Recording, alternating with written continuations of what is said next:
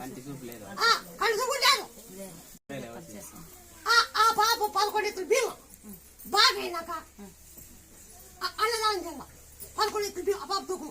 సరే చేస్తాం. కసాబంలో చేస్తాం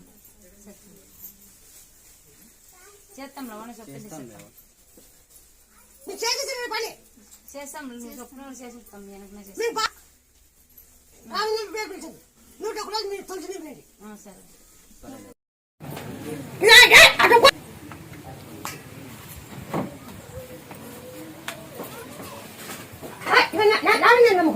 నమ్మకం